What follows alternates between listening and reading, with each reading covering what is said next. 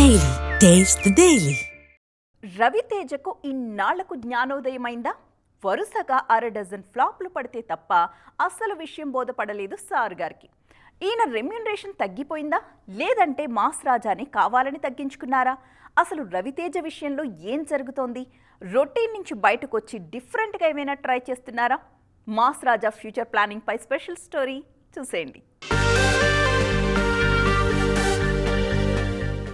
Raviteja cinema అంటే ఒకప్పుడున్న ఆసక్తి కనిపించట్లేదు ఇప్పుడు.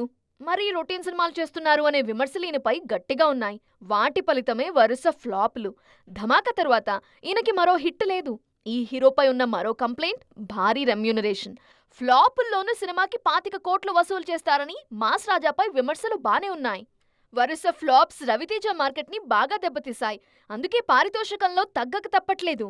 ప్రస్తుతం కిషోర్ తిరుమలతో చేస్తున్న భర్త మహాశైలకు విజ్ఞప్తి సినిమాకి గతం కంటే తక్కువ రెమ్యూనరేషన్ తీసుకున్నారు మాస్ రాజా. ఇది ఫ్యామిలీ ఎంటర్టైనర్. సంక్రాంతికి విడుదల కానుంది.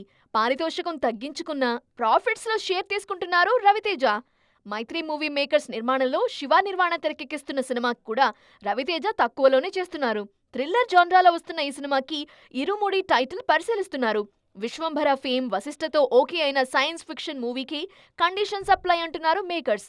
మొత్తానికి వరుస ఫ్లాప్లతో మాస్ రాజా రెమ్యూనరేషన్ తగ్గించక తప్పలేదు.